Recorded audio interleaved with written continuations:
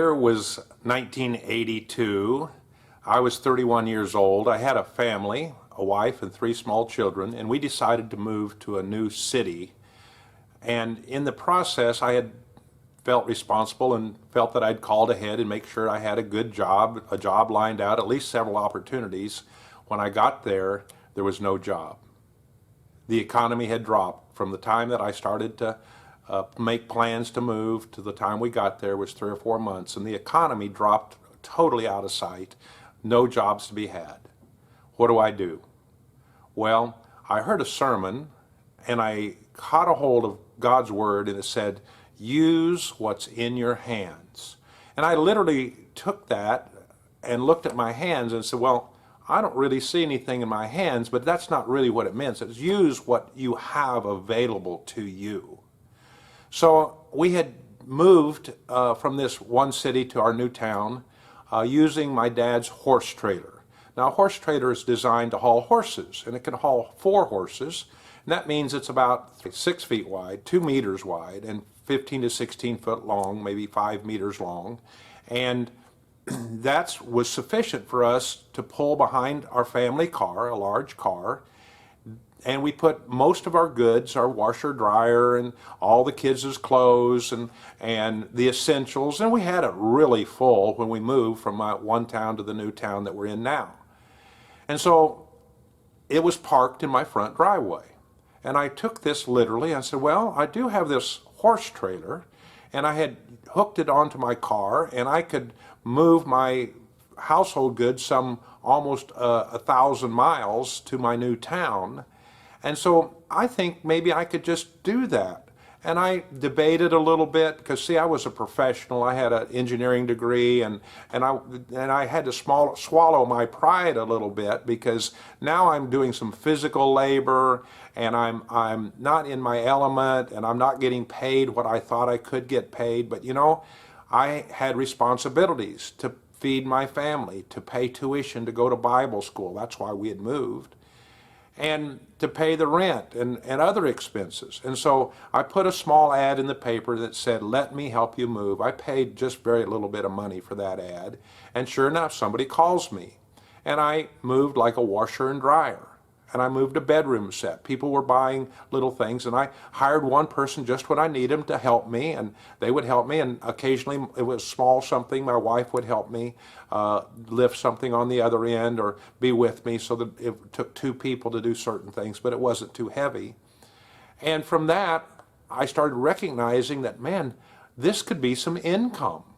This was better income than anything else I could get because it was paying me $25 to $30 per hour to move somebody, when the best I could do working for somebody like in a fast food was $5 or $6 or maybe $7 an hour. That's way different. Wow. And so I continued going. My wife and I went to Bible school in the mornings, and at noon we would end our classes, and we had all afternoon and the evening to do something else, in my case to create revenue or get a job. And this became my job for almost 18 months to 2 years. I just started moving people. And I had my regular helper, and he was glad to get paid. And so now I'm charging $50 to $60 an hour, and I'm paying him $10 an hour. He's happy, I'm happy, the customer's happy, and we started expanding our abilities. The second year I did buy a truck, and then I bought a second truck. And I didn't even consider this a real business. This was just what I call a lifestyle business, just a necessity. And from that, though, it moved on into owning a company. It was moving and storage of furniture, and I owned that for 17 years. I didn't plan that when I started. I just needed revenue. The class we're talking today is the starting class of a course. And this course is to help people grow, grow, and excel in a business ownership. And it can start just like I did. It can start with what you have in your hands. It can start small. And we're going to teach you how to do that. But we're not pretending to be the experts in this. We're going to let other people that we've video recorded stories, just like I told you, and let you see that this is not something that just happened for Gary. This is really the way a small business and a business ownership typically gets started. Many people think, wow, if I just had a ton of money, I could start in my business. I'm telling you, that's not thinking right. You've got to think with starting small, extremely small, and starting with what's in your hands. And you don't need to wait for someone else typically to provide you a large sum or any money at all. You probably have everything you need to get started right now. You just don't see it. Remember, you're God's child. He's your father. He's not going to abandon you. He's going to take care of you. He's going to provide for you, but he's not necessarily going to tap on somebody's shoulder and they're going to decide just to hand you some money. God's plan is for you to use your hands to work, and from a progression, you can use your hands and your mind, and then while you're working, you're going to receive wisdom to grow to the next level, and you're going to apply that wisdom if you're diligent, and you're going to be the best worker that anybody ever had, and even as an employee, you're going to learn a lot there. And then you're going to start gaining wisdom, and then it could progress on up to some other sources of revenue, but God is there to help you. He will never abandon you. He will never leave you. It's up to you, though, to see how to make it work. One of the big mistakes people make is that they look around and say, oh, what can I do? They're looking outward to find something that they can do to make revenue, to create monies. And I'm saying it's quite the opposite. I believe the right thing for you to do is look inwardly. Look at you. What are you gifted in? What have you had skill sets in? What do you have in your hands? What do you have in your house? Maybe you're a lady that needs revenue for the family and you have an oven. Well, you have an oven. Maybe you're a person that can take a hose and some water and wash cars. Maybe you're somebody that has the ability to sew and you have a sewing machine. Maybe you have anything at all, but look inwardly to you. See, God gifted us all separately and individually and uniquely. And if we try to copy someone else, then we're going to find it's not going to work as well, especially on your first business. Your first business that you ever own needs to be, in my opinion, something that you have really what we call a sixth sense. You are already comfortable with it. It's your hobby. It's something you're aware of. It's something that you have some enjoyment in doing. Don't go buy a book on 100 ways to make money. Don't go copy somebody else. Find and look inward. God will make a way for you to start something with something that's identifiably unique to you.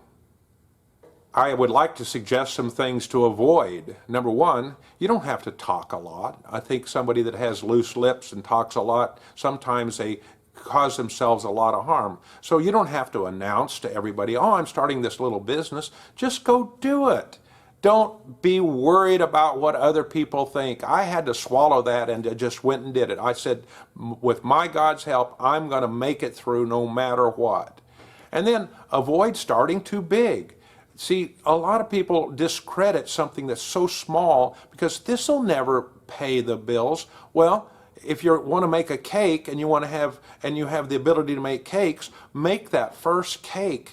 And then divide it if it's on the street and you sell it, great. Then the next day make 2 cakes, and the next day make 5 cakes, the next day make 6 cakes. You see, I'm a proponent of growing step by step, but I'm not saying go slow by slow, but every step, learn the skills that you need at that step. But do something, don't start too big.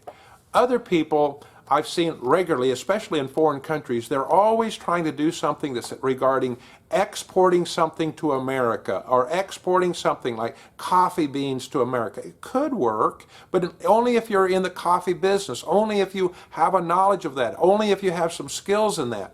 And then other people are always trying to resell things that are imported, especially in Africa. I mean, the boat from China comes, and they have a whole potload, a whole boatload of plastic dishes. And now they give them to 100, 200, 300, 400 people for them to sell. And you say, well, I can get those dishes and I can sell them like everybody else. I'm telling you, there's not going to be much profit in that. I like to suggest that you look something that doesn't involve importing and exporting, and that it involves something like a tire repair or a hairstylist or a small restaurant or foods or food vending or raising a garden or things that you have common that into your location there. And you have a complete market there of people that need your goods and services. And don't be afraid to put your hand to it and do the physical work. Don't be afraid to state and be responsible to make money for you. You see, a lot of people are helping other people with this and that, and they feel compelled to help other people. That's true. We're called to do that. But only if you're standing on pretty solid ground can you help someone else. If you're on the bank of a river and someone's floating by and they say, "Help, help," and then you throw them a rope, and yet you don't have that rope tied to a tree or something that's real stable, then they can pull you in. So you've got to be it's not self-serving, but you're responsible. The Word of God talks about that he that doesn't provide for his own family is worse than an infidel, worse than a non-believer, worse than a bad person. So feel that responsibility, and that could easily mean that this first business is just creating enough revenue for your own personal needs. We call that either an emergency or a business, but more aptly call that a lifestyle business, meaning that if you have enough money to support your lifestyle for tomorrow, that means your food, your rent, your utilities, and you can exist, then the next day you create enough monies for your lifestyle then.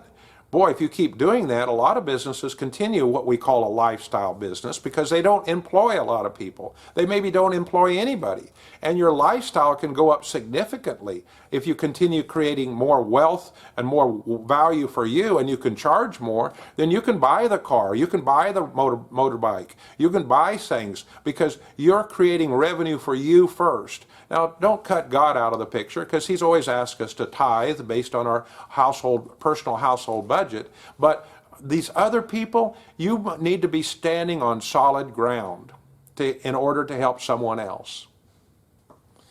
Now, this first business could be something that grows into something much bigger and better and along that same line. And it may be just a fill-in business. And I'll tell you that every business that you are endeavored in, though, you're going to learn business skills. You see, there's the technical side of doing something like sewing a shirt, like my shirt, or embroidering here, making an emblem on here. There's the technical side of doing that. And that person may not also be gifted in the business side, making the sale, making sure they take care of the accounting, making sure that they're taking care of the customer, making sure that they have systems and processes in place. So our whole teachings are focused more on the business side because they apply to any and every business, no matter what the technical side is, whether it's a service or a product. The business side is where you actually make the money. The technical side can be hired from those that are gifted in the technical skills. Both people win because both people are doing what they're called to do. Well, our concept is to now make available to you some 20 video recordings of people and audio recordings of people that have actually done what we're talking about on this course, on this class. We're talking about people that started small and grew step by step, and they started with what they had already in their hands or was easily able to get a hold of. So we don't want to become the all-knowing person that you do what I said, but when we overwhelm you with other teachings from people that are actually doing it, that have actually started small, and they tell about that, we've captured those on videos and on audio. And so some of them are from America, but many of them are from developing nations. You need to realize that what we're teaching in these courses are the laws of God's way of doing business. And they're going to be true, just like the law of gravity is true anywhere. The same law of gravity applies all around the world. So we're teaching you the law, this one law, of start small with something that's already in your possession. Don't borrow money. Don't borrow on that first job is my opinion. And you will see that God will take you step by step by step. Well, thanks for being a part of Inspiring Better Business and this new course on how to start small and start with what you have in your hands. Thank you.